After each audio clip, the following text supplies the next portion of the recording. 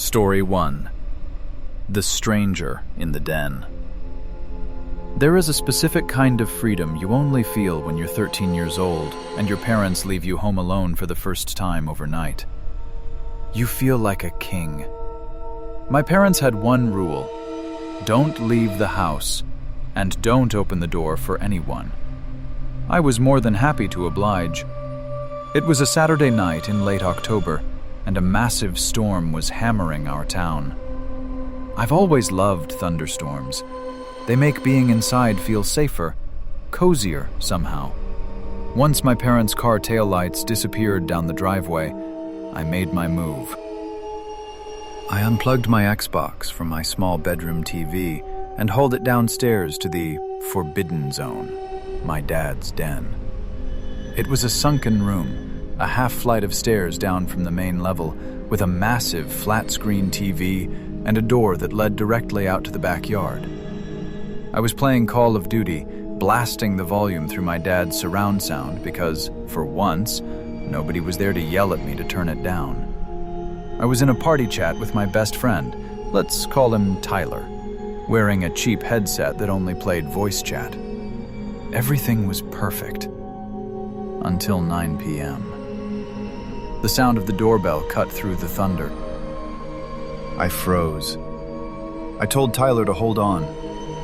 My first thought was that my parents had forgotten something, but they had keys. They wouldn't ring the bell. I crept upstairs to the front door, my heart pounding. "Who is it?" I called out through the wood. A man's voice, muffled by the rain, answered, "I need to use a phone." My stomach dropped. I didn't say a word. I just backed away from the door and went back downstairs to the den. I put my headset back on and told Tyler what happened. His reaction was immediate. "Dude, do not open that door." The doorbell rang again. Persistent. Aggressive. Then, silence. I waited a few minutes, staring at the stairs. When the ringing didn't start up again, I relaxed. I figured he had given up and walked away. I picked up the controller and got back into the game, letting the virtual gunfire drown out the storm outside. I was fully immersed, my guard completely down, when I heard a sound to my right. I turned my head. The sliding glass door that led to the backyard, the one right next to the TV, was sliding shut. A tall man, soaking wet, was stepping into the room. He wasn't my dad. He was a complete stranger. Panic is a weird thing. I didn't scream. I just reacted. I dropped the controller, ripping the headset cord out of the jack, and sprinted for the door to the home office, which was adjacent to the den. I slammed the office door and locked it just as I heard the handle jiggle violently from the other side. I stood there in the dark office, trembling. The room had two exits, the door I had just locked, and a heavy fire door that led to the garage. "Little boy," the man's voice came through the door. It wasn't friendly anymore. "I just need to use your phone. I'm stranded." I didn't answer. Then the knocking turned into pounding. The door frame shook. "Open the fucking door, you little shit!" he screamed. He was throwing his entire body weight against it. He wasn't asking anymore. He was trying to break it down. I knew the lock wouldn't hold forever. I bolted into the garage.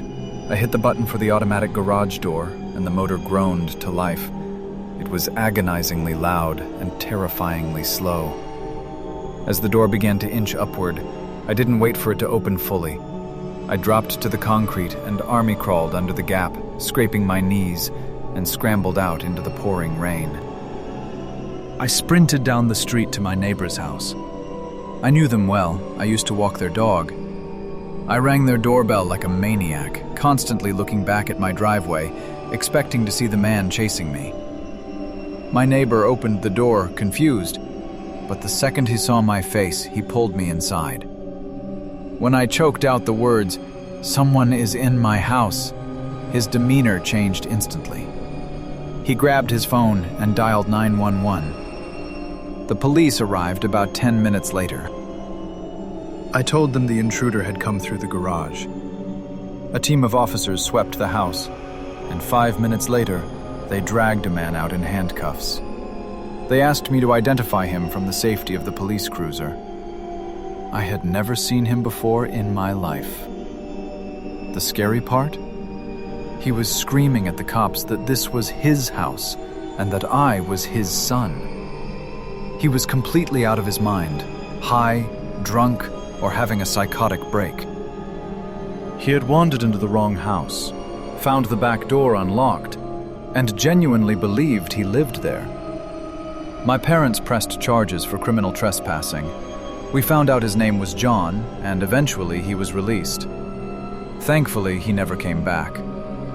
But to this day, whenever I'm home alone and hearing a thunderstorm, I double-check the lock on the back door. Story 2. The Guest Under the Bed. I've always been a night owl, and I usually find thunderstorms relaxing. There is something about the chaos outside that makes being safe inside feel that much better. Or at least, that's how I used to feel. It was around 4 a.m. on a Tuesday. I was living with my mom and grandparents at the time in a quiet, suburban neighborhood.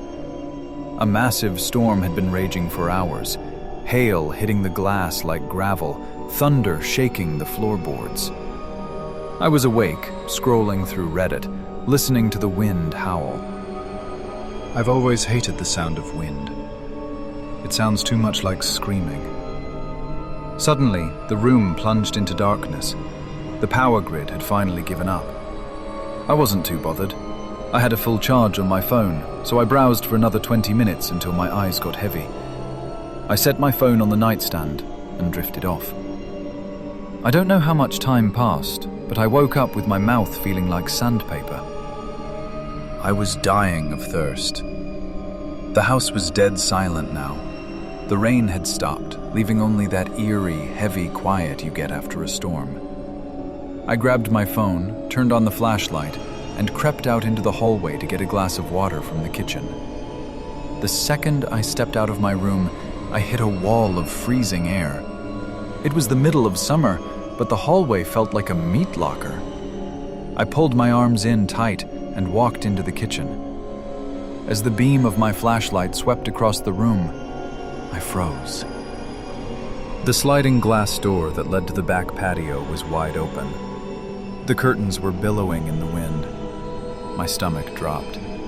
My grandfather was getting older, and he sometimes forgot things, so I tried to rationalize it.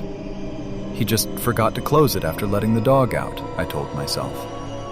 I walked over, slid the heavy door shut, and locked it. I double-checked the deadbolt. I practically speed-walked back to my bedroom. I couldn't shake the feeling that I was being watched. I went inside my room, closed the door, and locked it. But the anxiety wouldn't go away. Trusting my gut, I dragged my heavy desk chair over and wedged it under the doorknob, a makeshift barricade. I checked my closet. Empty. Feeling a little crazy, but slightly safer, I got back into bed. I kept my phone flashlight on, aiming it at the ceiling like a nightlight, and tried to force myself to sleep. That's when I felt it. A soft, deliberate thump from underneath my mattress. My heart stopped. I lay perfectly still, holding my breath. Then I heard the bed springs creak, like someone was shifting their weight directly beneath me. I knew I hadn't checked under the bed. I felt like I was going to vomit. Slowly, terrifyingly slowly, I leaned over the side of the bed and shone my flashlight into the gap between the frame and the floor. I was face to face with a nightmare. Curled up in the dust bunnies was a woman. She was emaciated, skin and bones, looking like a skeleton wrapped in tight, pale skin. Her hair was matted and wild. but it was her face I'll never forget. She had bloodshot, bulging eyes that were locked onto mine, and she was smiling. A wide, yellow-toothed grin that stretched too far across her face. We stared at each other for 3 seconds of eternity. Then, she opened her mouth and let out a high-pitched, witch-like cackle. My fight-or-flight response kicked in so hard I almost hit the ceiling. I didn't scream. I launched myself off the bed, cleared the room in 2 strides, ripped the chair away from the door, and sprinted down the hall to my grandparents' room. I pounded on their door, screaming for my grandfather. He opened it almost instantly, holding a revolver. I had lived there for years and never knew he owned a gun. I pointed back toward my room, unable to speak. He didn't ask questions. He moved past me, gun raised, with my grandmother and me following close behind. We reached my bedroom just in time to see the window screen popped out and a pale white figure sprinting across the backyard into the darkness. My grandfather fired a shot into the dirt, a warning to never come back. We never called the police. We had no cameras, no description other than skinny woman, and honestly, we were in shock. We assumed she was a drug addict or mentally ill person who saw my light on before the power died and wandered in through the open door. But I know she didn't just wander in. She hid. She waited. And she was laughing because she knew she was right underneath me the whole time. Story 3. The Guests in the Rain. My family owns a patch of land way upstate, the kind of place where the GPS stops working 10 miles before you even hit the driveway. We have a cabin there, but that's a generous term. It's actually an old, rustic mobile home that my dad dragged up there in the 90s.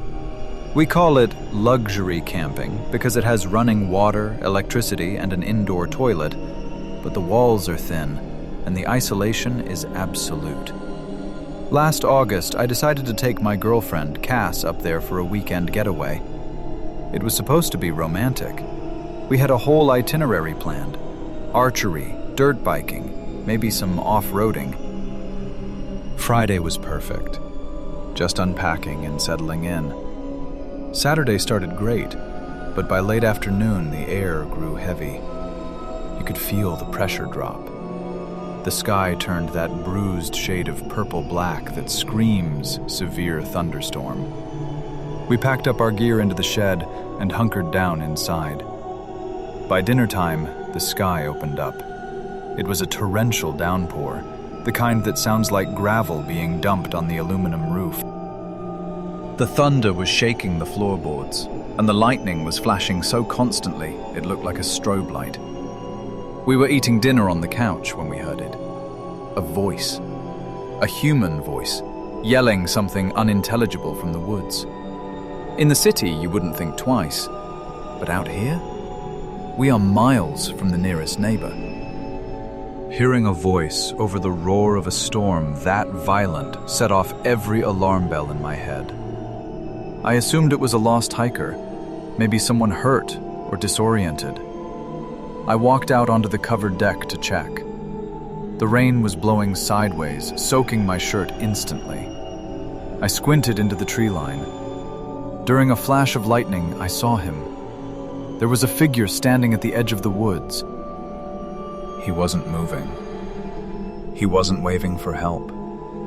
He was just standing perfectly still, facing the cabin. "I think there's a hiker out there," I told Cass, trying to keep my voice steady. She immediately freaked out, thinking I was pranking her. I told her I was serious, but that we shouldn't open the door unless they came up and asked for help. I went back to the edge of the deck. A massive bolt of lightning lit up the yard, and my heart stopped. The man had moved. He was now 20 feet from the deck. He was wearing bright, almost white clothing that looked bizarre against the dark woods. And he was still just standing there. I went inside and deadbolted the door.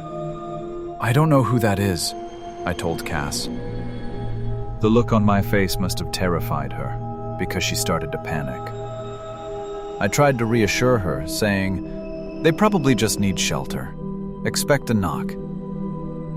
We waited. 5 agonizing minutes passed. Then came the sound. It wasn't a knock. It was a shuffling noise against the wood of the front door, followed by the sound of the handle being slowly turned and jiggled. They weren't asking to come in. They were testing the lock. Cass ran to the bedroom to hide. I stood in the living room, paralyzed, listening as the shuffling stopped. I turned off the lamps to kill the glare and peeked through the curtains of the living room window. I saw a white blur sprinting away from the glass and disappearing around the corner of the house. I needed to see where he went. I crept into the kitchen. The kitchen window doesn't have blinds or curtains. I walked up to it, peering into the rain-streaked darkness. I was halfway there when I froze. Pressed against the glass, illuminated by the kitchen light, was a face. A man was standing right there on the other side of the thin pane, staring in at me. He didn't flinch when I saw him. He just watched. "Go away!" I screamed, my voice cracking. He didn't move. We had no Wi-Fi, no cell service in this storm. We were completely on our own. I remembered my dad kept a rifle case under the bed in the back room. I ran to the bedroom where Cass was curled up, shaking. I dragged the case out. Thank God, there was a magazine already loaded. I slammed it into the receiver. Bang! A fist slammed against the bedroom window right next to us. Bang! Almost simultaneously, another heavy thud came from the living room window on the other side of the trailer. My blood ran cold. It wasn't just one guy. They were surrounding us. Adrenaline took over. I wasn't going to wait for them to break the glass. I marched to the front door, rifle raised. I unlocked the deadbolt, threw the door open, and stepped out onto the deck, screaming. The deck was empty. I spun around, checking the corners. Then I looked down the wooden stairs. Standing at the bottom of the steps, looking up at me, was the guy in the bright clothes. He was posturing, trying to look intimidating, until he saw the barrel of the rifle pointed at his chest. I fired a single warning shot into the air. The crack was deafening, even over the thunder.